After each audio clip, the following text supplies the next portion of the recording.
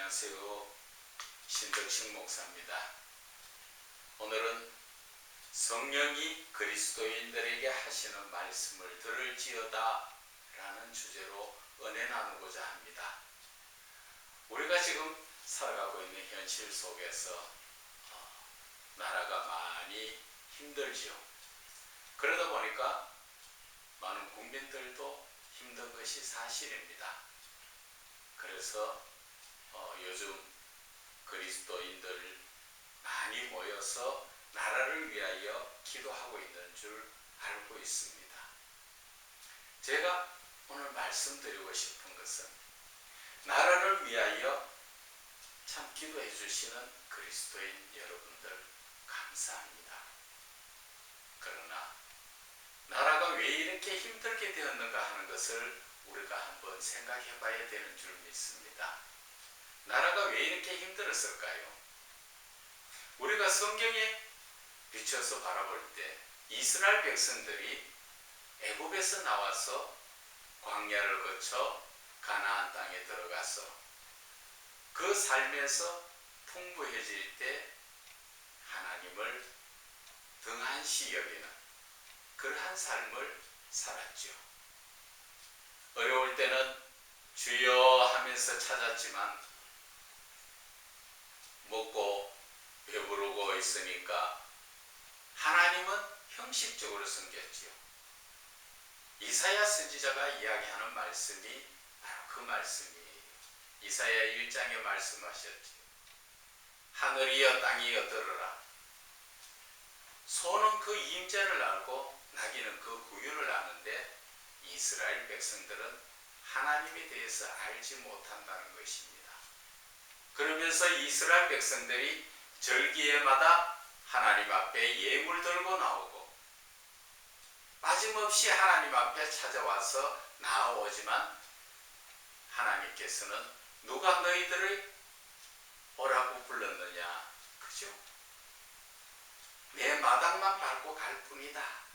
그런 말씀하신 것을 오늘날 우리들의 삶에 비추어 봐야 합니다.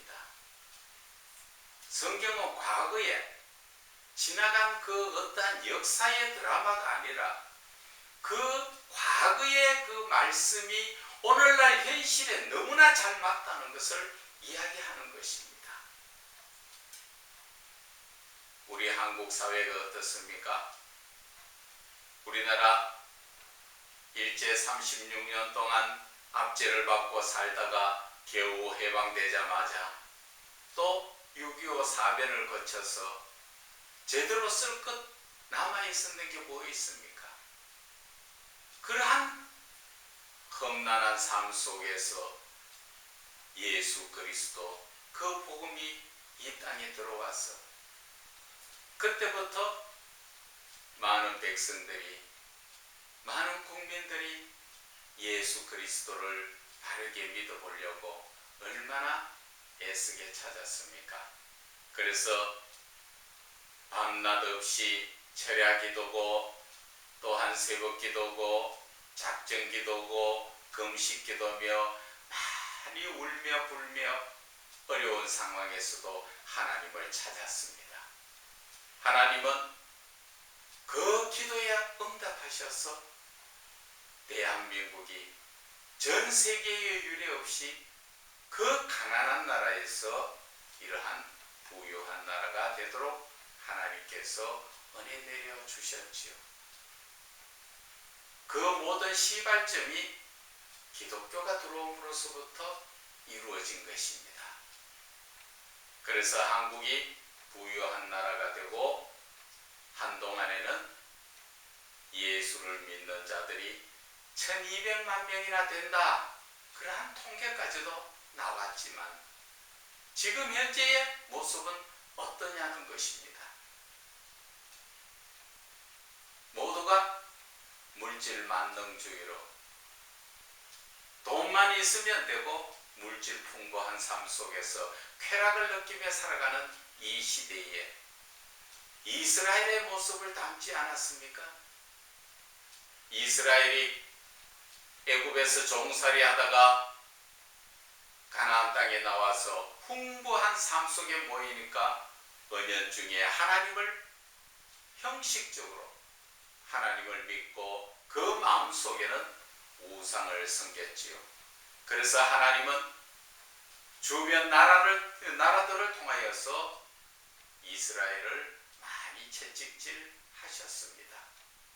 바벨론, 애굽, 그 주변의 나라들을, 심지어는 아람 군대를 통해서 그렇게 많이 이스라엘을 채찍질하면서 하나님께로 돌아오라고 하신 것처럼 오늘날 우리나라의 모습을 보면 그렇지 않습니까? 나라는 재물적으로는 풍부한데 나라가 살아가는 삶이 힘들어지고 주변에 있는 나라들이 다 등을 돌리며 지금 고립되어가는, 그리고 주변 나라들을 통하여 위협을 당하고 있지 않습니까? 우리나라의 모습을 보니까 과거 이스라엘의 모습과 너무 닮았는 거 아니에요? 하나님께서는 나라의 왕도 하나님께서 세우십니다. 맞죠? 지금 현재의 우리나라의 대통령도 하나님께서 세우셨습니다. 하나님의 하나의 경륜의 과정이라고 볼 수가 있습니다. 지금의 대통령을 세워서 이 나라를 이끌어 가는데 얼마나 힘들게 국민들이 서로 신뢰하지 못하는 그러한 상황까지 가게 되고 있지 않습니까? 그것은 하나님께서 그렇게 하시도록 계획하신 것인 겁니다. 왜 그럴까요? 우리는 나라가 힘들다고 나라를 위해서 지금 많은 그리스도인들이 기도하고 있잖아요. 그러나 나라가 힘들기 전에 우리의 안일한 삶 속에서 얼마나 나라를 위해가 기도했을까요? 우리가 살아가는 삶이 넉넉함으로써 금요 철학 기도가 없어지고 새벽 기도도 모이질 않았죠. 여러분들 불과 몇십 년 전만 해도 얼마나 교회에서 뜨겁게 기도했었는데 지금 기도합니까? 여러분들도 한번 생각하시고 판단해 보세요. 어떻습니까? 그러다 보니까 나라는 나라대로 힘듭니다. 그 원인 제공이 누구라고 생각합니까? 저는 그 원인을 놓고 기도하다 보니까 하나님께서 바로 그리스도인들이 잘못된 신앙관에 있다는 것을 알게 하신 것입니다. 지금 그리스도인들이 매스컴을 털면 어떻습니까? 대형 교회는 늘 부정부패로 인해서 여기저기 안 시끄러운 데가 없습니다. 심지어 기독교의 단체에서 돈 때문에 여러 볼상 사나운 짓을 다 하지요. 또한 개척교회 역시 마찬가지입니다. 개척교회는 말씀이 약하지요. 그러면서도 우리는 다 기독교인들이, 그리스도인들이 다 자기네들은 괜찮은 줄로 생각하고 있다는 것입니다. 하나님께서 이 나라를 지금 이렇게 힘들게 하시고 주변 나라들을 위해서 주변 나라들을 들어서 이 나라를 핍박하도록 만드는 것이 하나님의 뜻이라는 것을 우리는 깨달아야 합니다. 왜 하나님께서 그렇게 하실까요? 먼저는 그리스도인들부터 바로 서라는 것입니다. 이 한국, 대한민국이 이렇게 부강한 나라가 된 것은 그리스도인들의 힘이지요. 그 기도의 힘에 하나님께서 응답하셨는데 지금은 어느 순간에 기도가 사라지고 새벽기도 안 나오지요. 새벽기도도 안 하는 그러한 교회가 많다는 것을 들었습니다. 그리고 금요 기도해도 안 하는 데가 많답니다. 어떻게 해야 합니까? 하나님께서는 이사야 선지자를 통하여서 말씀하십니다. 너희들 손에 피가 가득하였기 때문에 너희들이 아무리 하나님 앞에 기도할지라도 내가 응답하지 않고 너희들이 나를 구할지라도 내가 너희들을 돌아보지 않는다고 말씀하시지요. 그 말씀이 오늘날 우리들에게 주시는 말씀이라고 생각 안 하셨습니까? 과거에 이스라엘에게만 주시는 말씀이라고 생각하십니까? 하나님께서는 지금도 살아계시고 과거 이스라엘 위에 있던 하나님 오늘 이 자리에 저희들과 함께 계시는 것입니다. 그래서 성령께서 오늘 저희의 입술을 들어서 말을 하게 하시는 것입니다. 우리가 어려우니까 나라를 위하여 기도하지요. 그 기도에서 나라가 조금 안정이 되니까 내 할 도리를 다 했다고 생각하는 그러한 그리스도인들을 두고 말씀을 드리는 것입니다. 하나님께서 이 나라를 어렵게 한 것은 그리스도인들이 부패되어 있고 온전한 신앙의 삶을 살지 못하기 때문에 하나님께서는 그리스도인들을 지금 이 시대 그리스도인들을 너무나 사랑하시기 때문에 하나님께로 돌아오라. 그래서 이 나라를 힘들게 하고 있다는 것을 깨달아야 됩니다. 먼저는 교회가 바로 서야 되고 주의 종들이 바로 서야 됩니다. 지금 많은 그리스도인들이 기도하고 있는데 나라를 위하여 기도하고 있죠. 제가 지금 말씀드리고 싶은 것은 자신을 위해서 기도를 하라는 것입니다. 남의 눈에 들보를 보고 남의 눈에 티를 보고 내 눈에 들보를 보지 못하는 그러한 안타까운 모습을 말씀드리는 것이에요.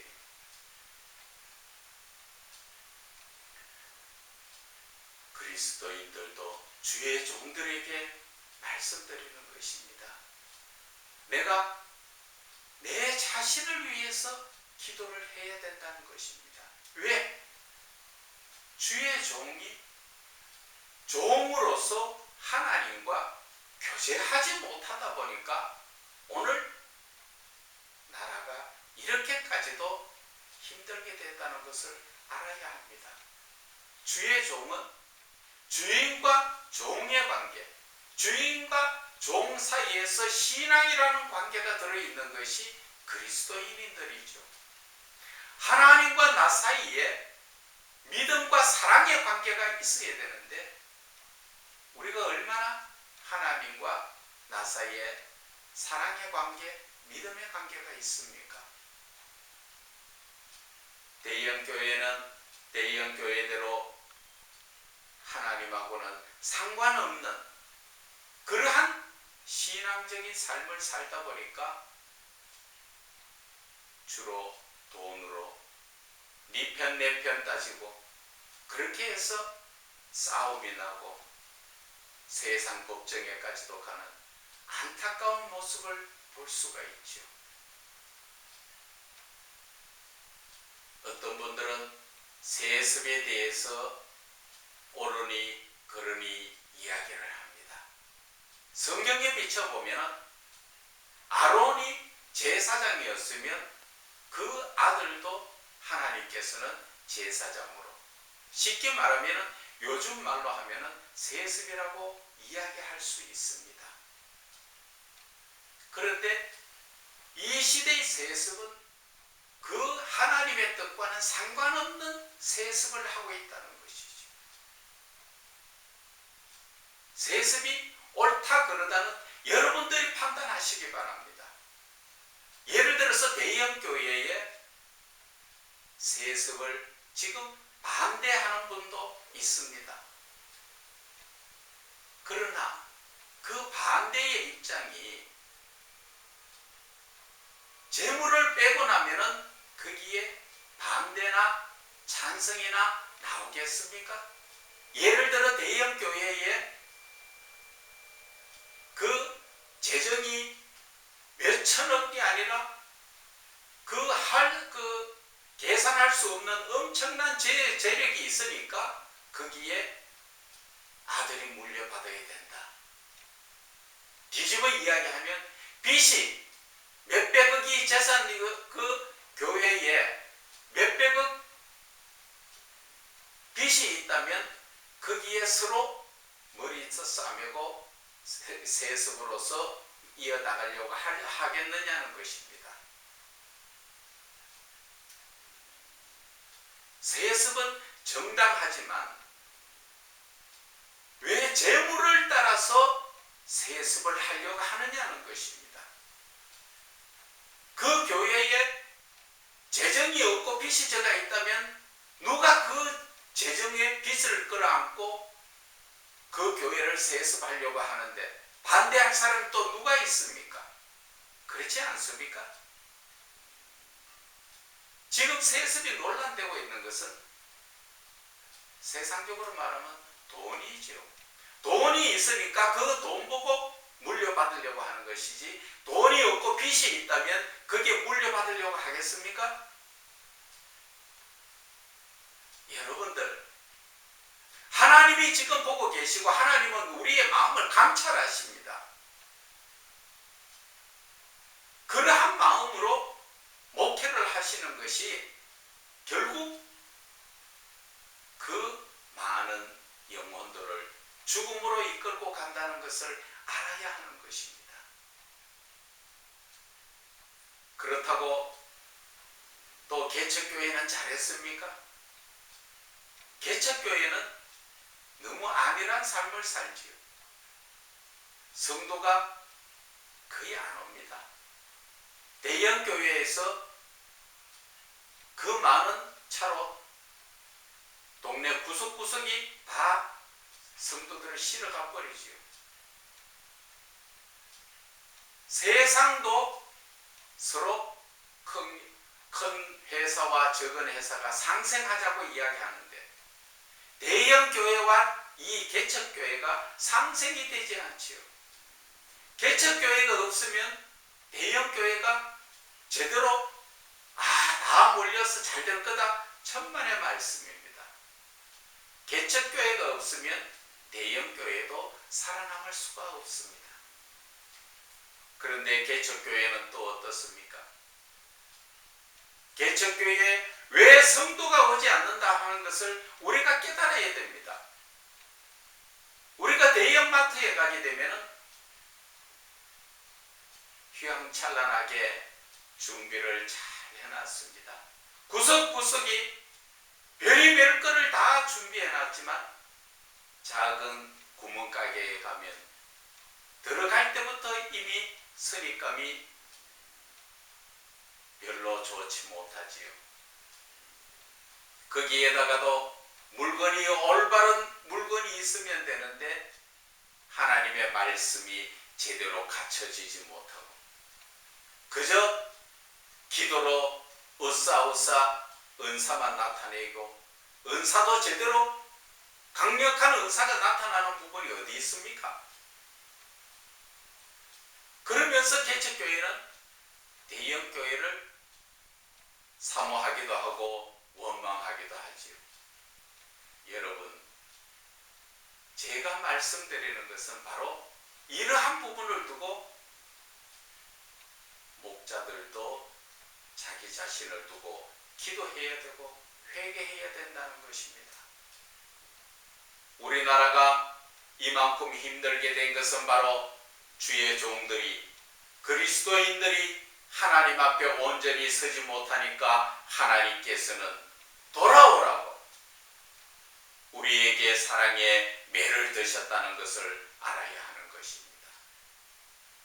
그러한 사랑의 매를 들고 있는데도 우리는 나라를 위해서 몇 번 기도하고 나라가 조금 나아지면은 그때부터는 또 안일한 삶을 살지요. 내 영이 썩어간다는 것을 알아야 합니다. 내 영혼이 죽어간다는 것을 여러분들은 깨달아야 하는 것입니다. 오늘 성령님께서 하시는 말씀은 우리의 믿음의 목적이 뭐예요? 영혼 구원이에요. 이 땅에서 우리의 육신이 잘 되는 것을 원하시는 것이 아니라 내 영혼이 잘 되어서 하나님 나라에 하나님께서는 함께 같이 가자는 것을 말씀하시는 것입니다. 그런데 우리들의 삶은 어떻습니까? 늘 물질을 따라서 나의 유익을 위해서 내 자신이 온전히 돌아보지 못하고 내 자신을 하나님의 말씀에 비춰보지 못하다 보니까 내 자신은 다 잘난 줄 착각 속에 있는 것입니다. 대형 교회에서는 설교의 말씀이 대중적 설교입니다. 그래서 대부분 찔리는 말씀이라기보다는 복받아라, 평안하다, 기뻐해라, 하나님을 바르게 믿어라, 그러한 쪽으로의 말씀이지요. 그러나 개척교회에서 말씀은 어떻습니까? 제대로 준비되지 못했다는 것입니다. 하나님의 말씀, 하나님이 주시는 메시지를 바르게 전하지 못하고 있다는 것입니다. 왜 그렇습니까? 우리가 하나님의 그 배우면 선지동산에서의 이야기를 하게 되면은 교육부에 등록됐느냐 안 됐느냐, 그래서 정식 대학이냐 아니면 군소신학이냐, 그런 것을 따지죠. 사실 군소신학에서는 많은 교육 부분이 약한 것은 맞습니다. 그러나 거기에서도 영적인 실제적으로 바르게 가르치는 그러한 학교도 많이 있다는 것입니다. 그런데 우리들의 안일한 삶 속에서 하나님의 종이 그냥 시간만 때워서 안수를 받다 보니까 아무것도 제대로 알지 못하고 있다는 것입니다. 그래서 너무 안타까워서 주의 종들을 대화를 해보면 무언가 자기네들도 인정을 하지요. 참 부족하다, 배워야 되겠다. 말은 꺼내놓고 돌았으면 다 잘한다는 식으로 말을 듣지 않습니다. 대형 교회에서도 마찬가지입니다. 하나님의 말씀을 전하는 것은 대중적 설교가 아니라 바로 영적인 설교가 되어야 하는 것입니다. 하나님의 말씀은 성령의 감동함으로 받아서 기록된 것임으로써 우리가 그 말씀을 풀 때도 성령의 감동함을 받아야 된다는 것입니다. 성령의 감동함을 받아서 풀어서 설교하는 것이 영적 설교죠. 그냥 평안하다, 복되다, 그러한 말씀이 아니라는 것입니다. 오늘 예레미야 말씀을 제가 한 군데 읽어보겠습니다. 예레미야 23장 16절에는 만군의 여호와께서 이와 같이 말씀하시되 너희에게 예언하는 선지자들의 말을 듣지 말라. 그들은 너희에게 헛된 것을 가르치나니 그들이 말한 묵시는 자기 마음으로 말미암은 것이요 여호와의 입에서 나온 것이 아니니라. 여러분들 어떻게 생각하십니까? 지금 말씀을 준비하고 말씀을 전하는 여러분들, 주의 종들, 마음에 찔림 안 받습니까? 여러분들이 하나님과 지금 교통개조를 이루고 하나님께서 성령을 통하여 주시는 말씀을 제대로 전하고 있습니까? 그렇게 전한다면 대형교회나 개척교회나 다를 데가 뭐가 있습니까? 성령님은 한 분이십니다. 거기에만 하나님 계시고 개척교회는 안 계십니까? 바꾸어서 개척교회는 하나님 계시고 대형교회는 성령님 안 계십니까? 주의 종이 하나님과 교제를 하다 보면은 하나님과 교제하면 하나님의 말씀을 전할 수가 있는데, 내가 주의 종이 하나님과 교제하지 못하다 보면 오늘 본문의 말씀처럼 그것은 여호와의 입에서 나온 것이 아니라 하나님의 말씀이 아니라는 것이지요. 뭐라 그럽니까? 그 전하는 설교는 다 헛된 것이다. 그가 예언하는 말은 그들이 너희에게 헛된 것을 가르치는 그러한 자기 마음에서 나오는 말을 이야기하고 있다는 것입니다. 하나님의 말씀을 전해야 될 주의 종이 하나님과 교통교제를 하지 못하다 보니까 성령의 역사가 없이 듣기 좋은 말로서 해나가고 있다는 것을 이야기하는 것입니다. 우리는 하나님의 영을 이끌림을 받아야 됩니다.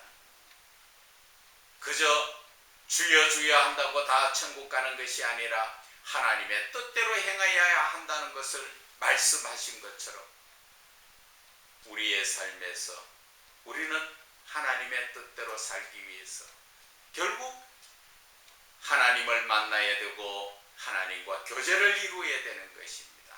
주의 종이면 당연히 그렇게 해야 하는 것이죠. 그러나 주의 종으로서 그렇게 하지 못하고 내 생각과 내 학식과 내 지식을 전한다면 그것은 하나님의 말씀이 아니라는 것을 알아야 하는 것입니다. 그러한 말씀을 전하다 보니까 듣는 그리스도의 성도들도 제대로 영의 양식을 먹을 수가 없게 되는 것입니다. 여러분들이 시간 나실 때 한번 객관적인 입장에서 성도들을 한번 살펴보세요. 대형교회 성도들과 대화를 한번 해보시고 또 개척교회 성도들과 한번 대화를 해보세요. 성도들이 그 대화 속에서 목사의 영적 수준이 드러나는 것입니다. 어떤 대형교회에 있는 어떤 장로님도 마찬가지입니다. 저와 만나고 상담을 하고 대화를 해보면 그분이 자랑하는 것은 교회를 자랑하는 것이지 하나님을 자랑하지 않습니다. 그리고 그 교회에서 은혜 받아서 축복받아서 자녀가 잘 됐다, 가정이 잘 되었다, 집을 몇 채 샀다, 자녀가 잘 돼서 용돈을 얼마나 받는다, 그러한 쪽이라는 것이죠. 우리는 다시 한번 믿음의 삶을 돌아봐야 됩니다. 주의 종들부터 정신 차려야 됩니다. 오늘 성령님께서 그리스도인들에게 하시는 말씀을 들으라는 것은 바로 주의 종들이 더 귀담아 들어야 됩니다. 주의 종들이 바로 서지 못하면 성도들도 바로 서지 못합니다. 주의 종이 바로 서지 못하면 성도들이 바로 서지 못하고 교회가 바로 서지 못합니다. 주의 종들이 바로 서지 못하면 성도들이 바로 서지 못하고 교회가 바로 서지 못하고 나아가서는 나라가 바로 설 수가 없다는 것을 깨달아야 하는 것입니다. 그래서 오늘 성령님께서는 저의 마음에 주시는 말씀이 이제 주의 종들이 속히 영적으로 회개하고 돌아오라는 것입니다. 우리가 교계에서도 많은 말들이 합니다. 교회가 이대로서는 안 되겠다. 말씀으로 돌아가자. 영성으로 돌아가자. 제자 훈련으로 돌아가자. 말로만 하면 무슨 소용이 있습니까? 하자는 그 자신부터 그렇게 말씀하시는 자신부터 고쳐져야 된다는 것입니다. 나는 괜찮고 너만 고쳐라. 목사는 괜찮고 성도들만 바뀌면 된다. 아닙니다. 그것은 아주 잘못된 말씀이지요. 성도들은 목사들의 일거수일투족을 다 살펴보고 본받아 살아가고 있습니다. 나무는 그 열매를 보고 판단을 하듯이 우리의 이 그리스도인의 종들은 내 행위를 보고 그들이 판단하고 그들이 따라간다는 것을 알아야 하는 것입니다. 그렇기 때문에 이 시대에는 하나님께서 지금 이렇게 어렵게 나라를 힘들게 하는 것은 바로 시편 119편 72절의 말씀과 같은 말씀이지요. 고난이 내게 유익이라. 그 고난을 통하여서 하나님을 바르게 하는 율례를 배웠다는 것을 말씀하시지요. 우리는 이 고난을 통하여서 나라가 힘들고 삶이 힘드는 이 상황을 통하여서 우리는 하나님께로 돌아와서 하나님을 올바르게 믿는 그 믿음을 회복해야 한다는 것입니다. 언제까지 이 교회가 자신의 유익과 부를 따지고 살았습니까? 전별금이 몇억이니 몇십억이니 월 얼마니 참 안타까운 모습을 바라보는 것입니다. 저는 이 신앙의 삶에서 한 가지를 느꼈습니다. 목사는 지갑이 두둑하면 안 된다는 것입니다. 교회는 부유해야지요. 왜? 그래야 교회에서는 여러 구제도 하고 봉사도 하고 여러 방면에 쓰여야 되니까. 그러나 목사는 지갑이 얇아야 됩니다. 그것이 베드로가 이야기했지요. 주의 제자들은 재정은 집사들에게 맡기고 오로지 말씀과 기도에 힘써야 하는 것입니다. 만약에 목사가 지갑이 두둑하면 무엇을 생각하겠습니까? 들어있는 그 지갑의 돈을 사용할 것을 연구하다 보니까 아무래도 하나님 앞에 소홀하게 되는 것이 당연합니다. 그리고 지갑이 얇을수록 하나님께 기도하게 되어 있죠. 지갑이 두툼하면 하나님 앞에 기도하지 않습니다. 제 말이 틀렸습니까? 오늘 성령님께서 우리에게 주시는 말씀을 우리는 심령에 잘 새겨 들어야 합니다. 그리고 우리는 회개하고 하나님 앞에 온전한 믿음으로 돌아서야 하는 것입니다. 나라의 모습을 바라볼 때 성경에서 하나님께서 우리에게 무슨 뜻으로 이렇게 어렵게 하셨는가를 찾을 줄 알아야 되고, 하나님의 말씀으로 내 심령을 영과 홍과 관절과 골수를 찔러서 나의 썩은 부분을 찾아내고 그것을 도려내야 되는 것입니다. 하나님의 말씀이 아니고는 우리가 변할 수도 없고 나의 추한 모습, 나의 부정적인 모습, 나의 어떠한 잘못된 모습도 찾아낼 수가 없습니다. 하나님의 말씀만이 우리의 마음을 비춰보는 거울인 것입니다. 그리스도인이여, 우리가 돌아섭시다. 어느 때까지 하나님의 말씀처럼 매를 그렇게 맞고도 아직까지도 돌아오지 않는 그러한 이스라엘 백성들의 그 모습처럼 우리가 그 길을 성경을 보면서 우리가 다 읽으면서도 우리가 그것을 거듭 잘못을 반복하실 것입니까? 우리의 삶의 목적이 어디 있습니까? 이 땅에서 많은 재물을 가지고 내가 잘 먹고 잘 사는데 목적이 있습니까? 그것은 예수를 잘 못 믿는 거예요.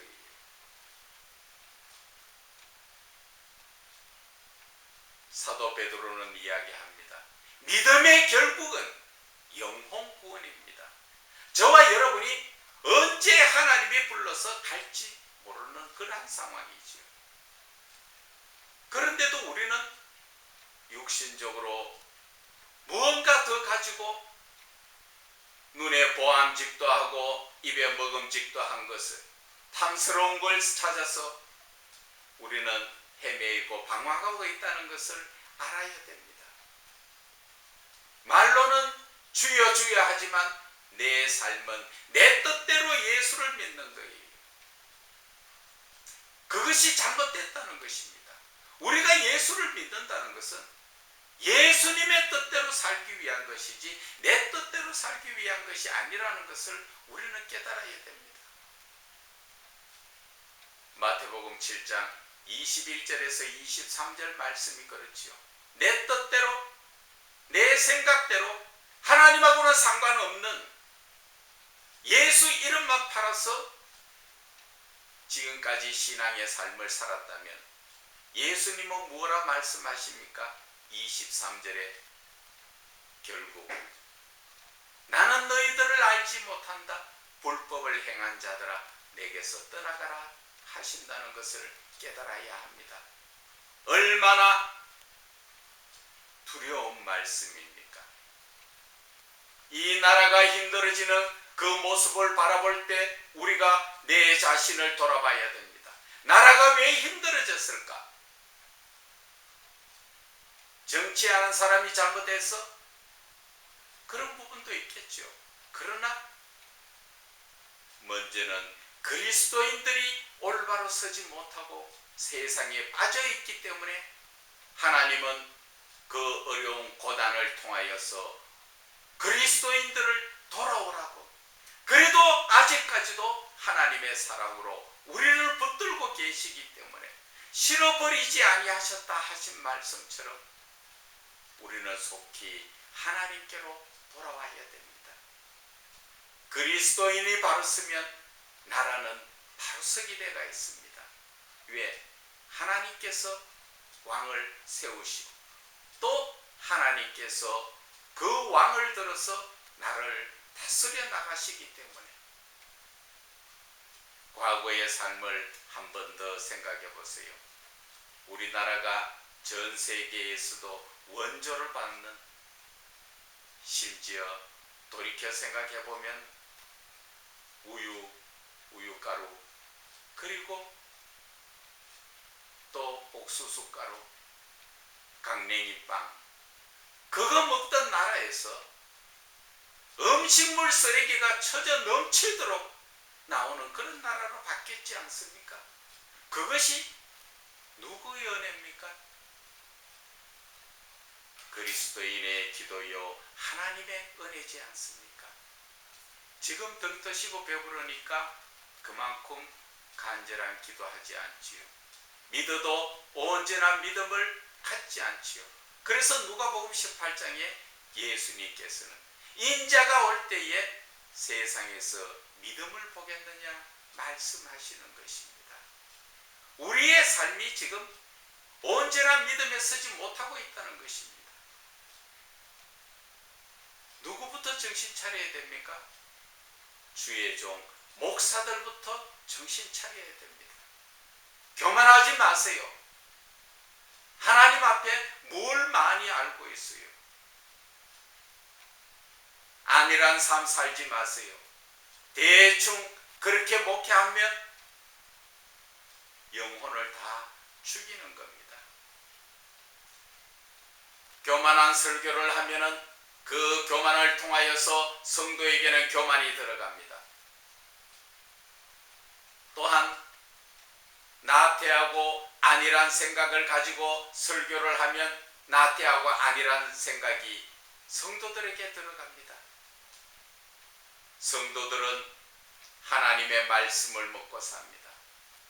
하나님의 말씀이 살아 운동력 있는 말씀으로 전하는 자가 먼저 성령으로 충만해야 된다는 것을 말씀을 드리는 것입니다. 그러기 위해서는 성령 충만 받기 이전에 꼭 해야 될 것이 회개입니다.